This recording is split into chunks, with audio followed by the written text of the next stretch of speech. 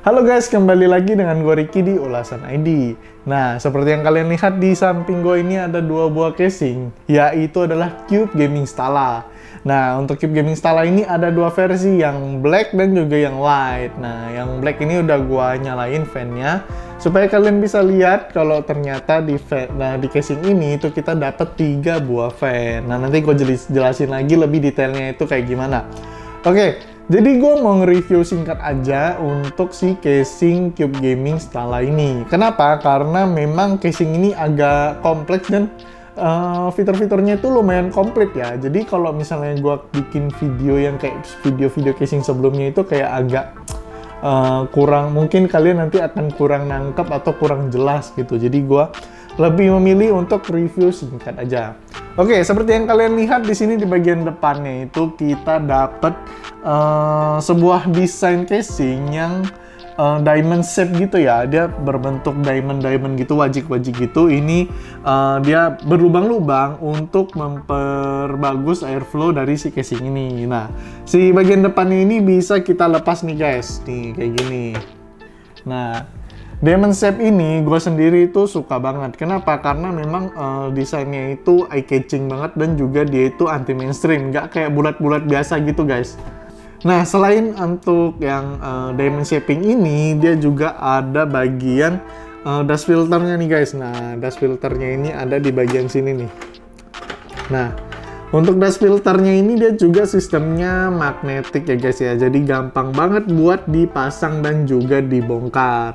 Atau mungkin kalian misalnya mau ngebersihin karena banyak debu, ya udah jelas karena di bagian depan itu dia jadi intake, pasti banyak banget debu yang nempel di si dust filternya ini. Jadi ini udah memudahkan banget buat kalian yang mau ngebersihin si casing ini. Nah, dust filter dari si casing ini itu juga lumayan bagus ya. Jadi dia ukurannya itu juga tipis-tipis banget, kecil-kecil banget. Jadi debu-debu halus itu pasti nggak akan masuk ke dalam si casing Cube Gaming Stala ini.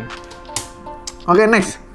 Selain dust filter dan juga diamond shape plat tadi, itu kita juga dapat 3 buah fan di bagian depan. Di sini fan-nya itu dia ARGB ya guys ya. Jadi bisa kalian sambungkan ke motherboard yang punya pin ARGB 3 pin. Nah, selain kalau misalnya kalian nggak punya nih, di motherboardnya nggak punya pin ARGB 3 pin gitu kan. Nah, di bagian atasnya sini kita juga bisa ada tombol untuk mengatur si LED dari fan-nya ini. Nah, kita lanjut ke bagian sampingnya. Di bagian sampingnya ini kita udah dapat tempered glass yang agak sayang sih kalau menurut gua, karena tempered glass ini frame-nya itu dia masih warna hitam, nggak selaras banget sama si casingnya ini yang lagi gua review itu warna putih gitu kan. Harusnya dibikin putih juga supaya lebih mantap lagi gitu.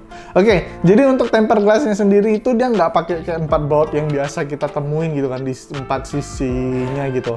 Nah, di sini untuk sistem pembuka tempered glass ini tuh dia udah gampang banget gitu. Dia jadi punya kayak semacam apa ya, ini kayak holder finger yang ada di handphone gitu guys. Nah, ini dipasang di sini supaya memudahkan kita buat membuka si tempered glass ini.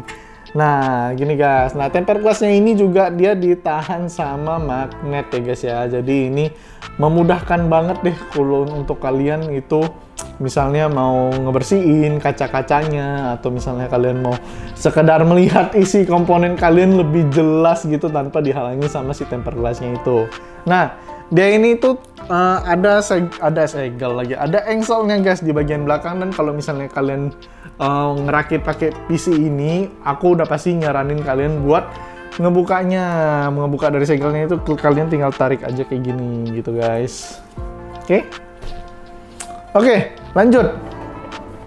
Nah, ini kalau kalian misalnya lihat bagian dalamnya itu, kita ada menemukan beberapa hal yang unik. Itulah kenapa gue bilang kalau gue akan mereview singkat si casing Cube Gaming Stala ini, karena memang ada beberapa part-part yang jarang banget ditemui di casing-casing pada umumnya.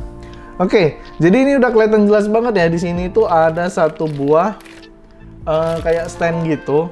Nah, ini kita buka aja. Standnya itu dia magnetik guys, tuh ya. Dia magnetiknya kenceng banget. stand ini berfungsi untuk apa? Stand ini berfungsi kalau misalnya kalian mau taruh vertikal GPU gitu.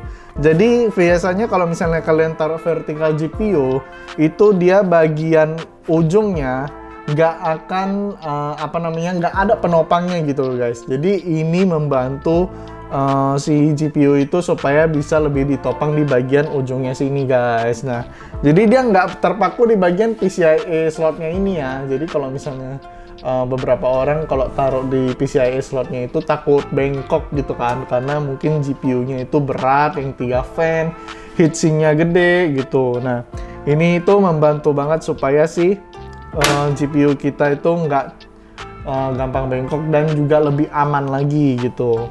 Nah, kalau misalnya kalian nggak mau pakai vertikal GPU mounting, nih, kalian juga udah dapat built-in sama si Cube Gaming Stala ini.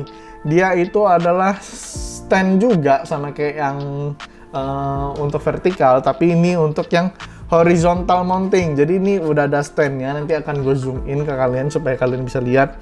Ini dia udah ada standnya dan juga udah ada beberapa lubang-lubang yang bisa nanti kita sesuaiin dengan ukuran GPU yang kita pakai. Jadi ini menurut gua komplit banget nih guys. Nah, misalnya nih kalian tuh nggak mau pakai si mounting GPU-nya ini yang horizontal. Ini bisa kalian copot guys. Jadi nanti akan gua kasih lihat nih kayak gini dia proses pencopotan si stand GPU horizontalnya. Nah gitu guys, jadi menurut gua casing ini udah memberikan kita banyak banget pilihan, mulai dari penempatan si GPU-nya ini yang mulai dari vertikal dan horizontal itu udah disupport banget gitu dengan stand-stand yang dikasih sama si Cube Gaming Stala ini. Jadi menurut gue Cube Gaming Stala ini memperhatikan banget ya, kalau misalnya si VGA ini kan memang lagi mahal-mahalnya ya. Kayak PC kita itu komponen paling berharga itu ya udah VGA lah pasti. Kita udah pasti mau show up VGA kita tuh kayak gimana gitu. Jadi si Cube Gaming Stala ini udah mensupport banget si GPU kita supaya lebih ke highlight gitu guys. Oke, gua mau lanjut ke bagian belakangnya nih guys. Mungkin menurut kalian bagian belakangnya ini tuh biasa aja ya guys ya. Nah, tadi kan kita dapat ini nih, vertical stand untuk si GPU. Tapi kalau kalian lihat nih kan PCIe slotnya untuk mounting si GPU yang horizontal ya. Nah, ini uniknya guys. Jadi kalian bagian belakangnya ini bisa kalian buka dengan membuka 4 baut ini, dan nanti bisa kalian putar PCIe slotnya ini, dan kalian bisa jadikan PCIe slot ini menjadi vertikal PCIe slot gitu guys. Oke, jadi si casing Cube Gaming Stala ini dia bisa muat mulai dari ITX, MATX, ATX, bahkan IATX itu juga bisa dipasang di si casing Cube Gaming Stala ini gitu. Nah, jadi selain tadi kalian bisa pasang berbagai macam ukuran motherboard di casing Cube Gaming Stala ini, kalian juga bisa pasang, ini unik banget nih, kalian bisa pasang radiator di bagian depan Cube Gaming Stala ini yang ukuran 360 mm, bahkan yang 420 mm pun bisa kalian pasang di bagian depan casing Cube Gaming Stala ini, karena dia itu udah support 140 mm kali 3 fan di bagian depannya. Nah, ini berbeda untuk bagian atasnya sendiri guys. Nah, untuk atasnya sendiri itu kita cuman bisa pasang yang 140 mm kali 2, atau bisa dibilang kalau misalnya radiator gitu ya, dia 280 mm. Tapi kalau misalnya kalian mau pasang radiator yang 3 fan itu ya pastinya kalian pakai yang 360 mm gitu guys. Jadi ini kompatibilitasnya itu udah puas banget ya. Di bagian depan kita bisa pasang yang 14 cm kali 3 bahkan, dan casing. Dan kalau untuk misalnya di bagian atas kita itu bisa pasangnya 360 mm. Jadi itu udah oke banget sih menurut gua buat casing Cube Gaming Stala ini. Nah, kita lihat lagi nih bagian bawahnya, udah biasa lah ya, ada PSU cover yang udah pasti ada di setiap casing-casing terbaru zaman sekarang ini. Langsung aja kita ke bagian belakangnya lah ya, karena udah biasa lah ini untuk satu fan di bagian belakang itu Gua nggak tahu nih, kayaknya untuk ukuran 120 cm kali ya. Nah, kita ke bagian belakang nih guys, kita buka dulu. Sebenarnya yang gue suka dari si casing ini adalah kita tuh nggak perlu beli mounting buat si vertikalnya ini lagi, PCIe vertikalnya, karena kita udah bisa ngerombak sendiri atau mengubah orientasi dari si PCIe slot ini menjadi vertikal. Gue suka itu sih. Kayak Cube Gaming itu memperhatikan banget keinginan customernya. Juga kita jadi lebih hemat gitu loh guys. Oke. Kita masuk ke bagian kabel manajemennya ya. Jadi di bagian kabel manajemennya itu dia udah oke banget. Nah, ini kalau misalnya kalian bisa lihat nih kotak ini, dia ini kayak busa yang hard gitu, yang keras. Nah, ini itu berfungsi untuk menahan si backplate-nya ini, atau tembaga, bukan tembaga sih, plat besi yang bagian belakangnya ini. Kenapa? Karena ini kan cukup lebar ya, jadi biar dia nggak bending gitu loh guys. Nah, ini juga bisa kita jadikan patokan untuk menahan si kabel manajemen kita jangan sampai melebihi si hard busanya ini gitu guys. Jadi ini bisa jadikan patokan kita untuk kabel manajemen yang lebih baik juga. Nah, untuk front I/O-nya sendiri nih kita bisa lihat nih. Oke. Nih ya, untuk front I/O-nya ini. Oke. Nah, di sini kita udah dapat untuk jack audio in dan out di bagian atas, nanti akan gue tampilin. Terus di sini kita dapat 2 buah USB 3.0. Terus di sini juga ada ya front I/O lah ya. Terus ada juga ini ada kabel untuk tombol LED-nya guys. Jadi sebenarnya di casing-casing zaman sekarang ini tuh udah jarang banget ada tombol reset di PC kita, karena PC kita itu sekarang udah terlalu canggih gitu loh, udah kayak nggak perlu lagi tombol reset. Jadi tombol reset ini dibikin sama perusahaan-perusahaan casing yang lainnya, bahkan Cube Gaming juga, untuk menjadi tombol untuk mengatur LED light. Kayak contohnya yang di sebelah nanti akan gue praktekin. Selain tadi untuk kabel-kabel front I/O-nya yang akan kita pasang ke motherboard, di sini kita juga dapat